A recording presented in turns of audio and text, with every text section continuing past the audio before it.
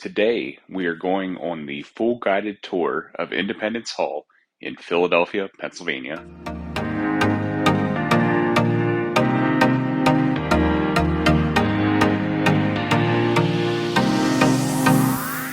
Welcome to the Pennsylvania State House.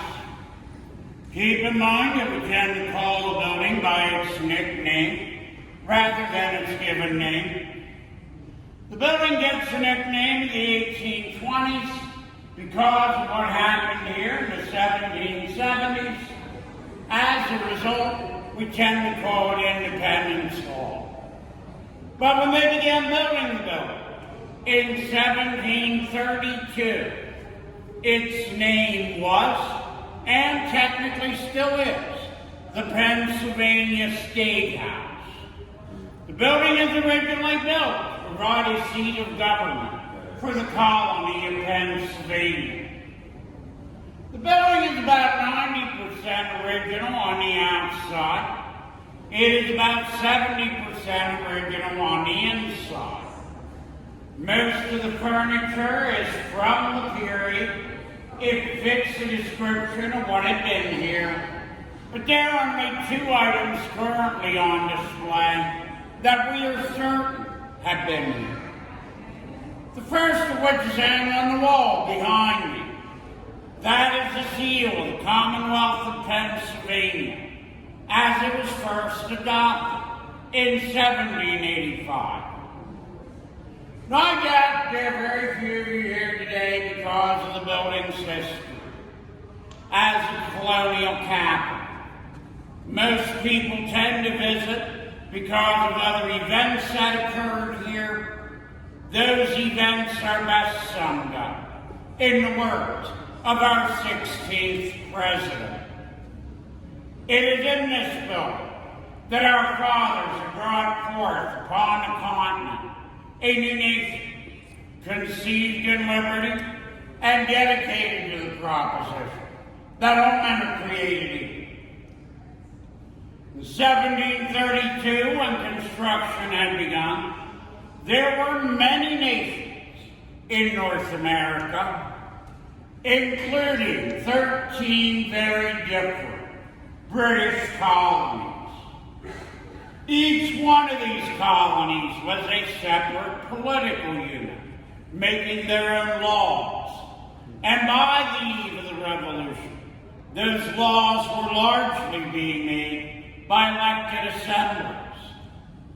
The colonists were happy to be subjects of Great Britain because of the rights and liberties that gave them. Rights and liberties such as you would expect to find in this room.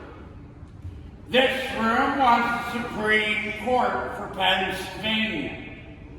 Most Americans can recognize this as being a courtroom, not because the American legal system began as a copy of the British legal system. It was something the colonists admired. They thought it near perfection, and they saw no reason to change it. Now, there are some differences between this room and most American courtrooms today. And the most obvious one is right here. We do not use this in the United States anymore. Now, which participant of the legal system do you believe may have been found here?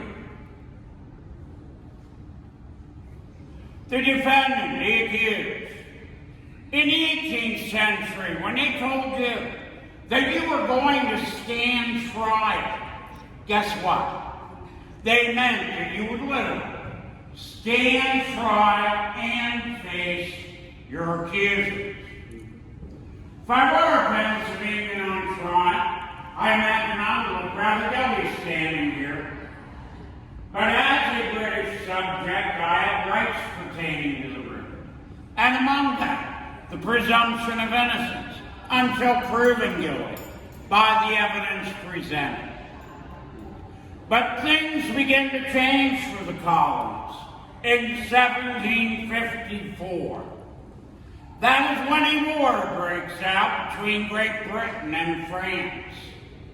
It quickly becomes a global war, lasting nearly 9 years. In 1763, Great Britain comes out the winner.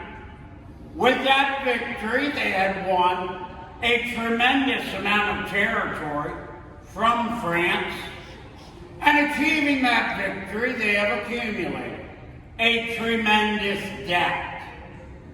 So they are going to rethink not only how the new territory is governed, but the American colonies as well.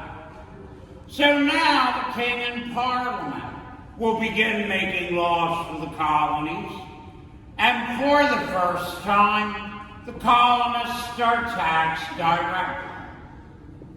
That concerns them because they have no representatives in Parliament, and they see this as a violation of their rights.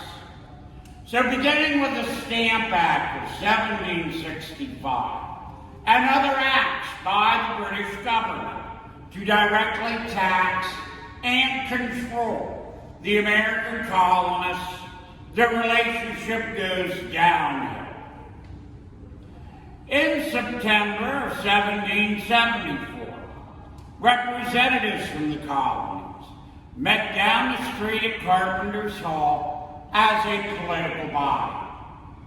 That First Continental Congress, as they called themselves, are meeting in response to British legislation that had been passed to punish the colonies for the Boston Tea Party. The First Continental Congress does a number of things. Among them, they sent a petition to the king, which the king ignored. They agreed that they would no longer import British goods, nor see American materials exported to Great Britain.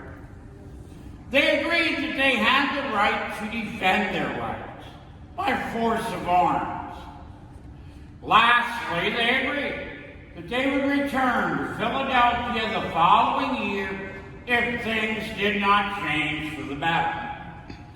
So in the spring of 1775, a second Continental Congress begins meeting in this building in the room across the hall. So let's continue over there. Welcome to the assembly room of the Pennsylvania State House. Home to the Pennsylvania Assembly. It would also be home to a Continental Congress and a Constitutional Convention. Second Continental Congress begins meeting in this room in May 1775. We believe they were seated each colony to a table, geographically, from north to south, beginning with New Hampshire in that corner, ending in Georgia in that corner. And they have a war on their hands because fighting had broken out in Massachusetts between New England militia and British regular troops on April 19th of 1775. A war that spreads to all 13 colonies, and a war about our rights as British subjects. At this point, there's only a handful of delegates in the room whispering the I word. But that changes significantly in January of 1776 with the publication of a pamphlet called Common Sense, written by Thomas Paine, and pointed out such things as Americans can and should be able to govern themselves. Common sense changes American opinion so much that on June 7th, in the very conference, Richard Henry Lee of Virginia, who stands to present the following resolution. Be it resolved, these united colonies are, and ever ought to be, free and independent states, that all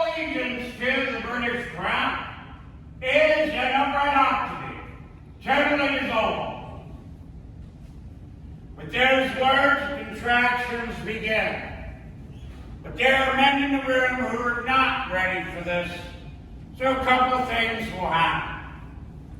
First, the degree that any vote for independence should be unanimous. And that makes sense.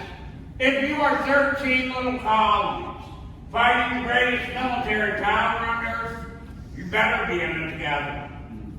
The moderates will stall the vote for 3 weeks. As a concession, they will allow a declaration of independence to be written just in case they need one. 3 weeks come and go, and the big day is July. Oh, somebody got it. July 2nd. The debates begin on the 1st of July. Right away, there are 3 states opposing independence. The debates continue into the next day, and they are dominated by John Adams of Massachusetts. On the afternoon of July the 2nd, independence is voted for in this room. Well, you might be thinking, what about the 4th? That all had to do with that declaration.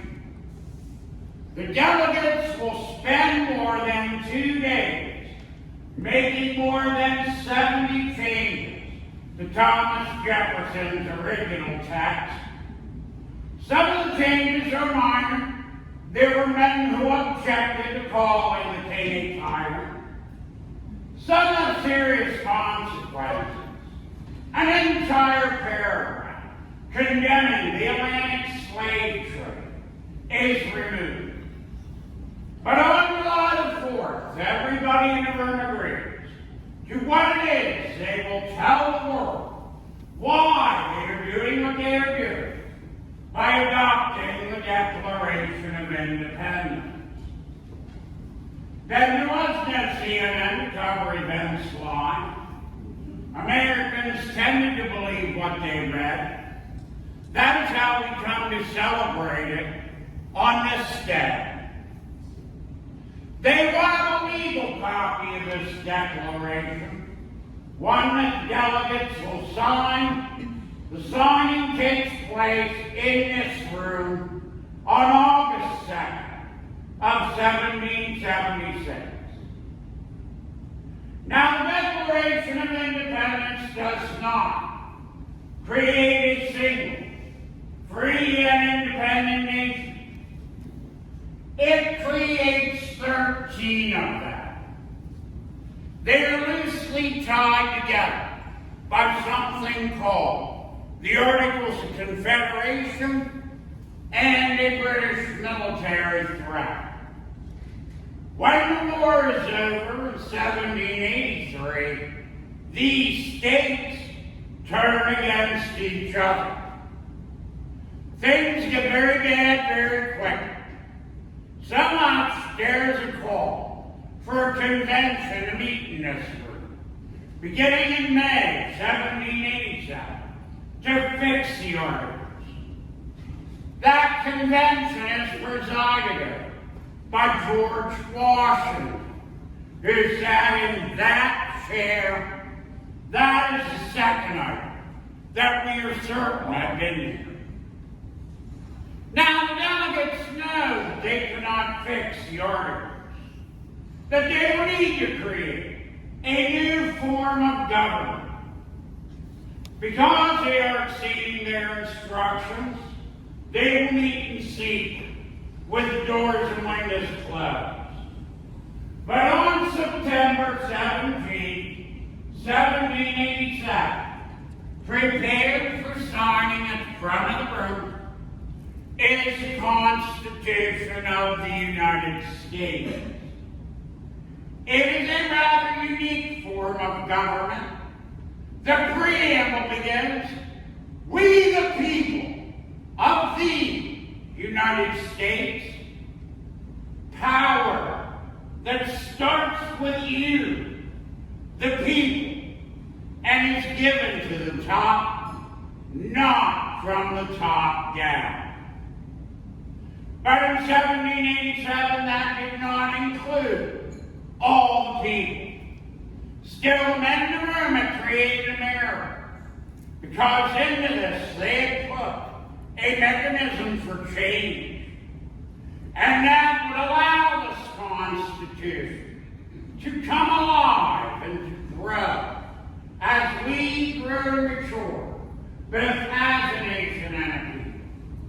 It changed as our attitudes changed about such things as slavery and the rights of women.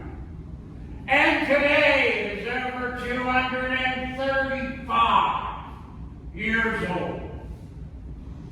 Benjamin Franklin was a delegate to that convention.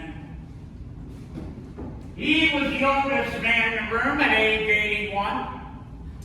And at the end of the convention, he made this remark. Said during the course of these debates, I had often looked at the sun on the back of the president's chair, trying to determine if it was a rising or a setting sun. At length, I had the happiness to know that indeed it is a rising and not a setting sun.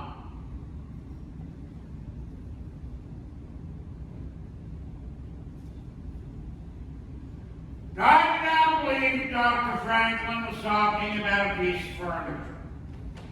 I believe that he was talking about the dawning of a new nation within this room.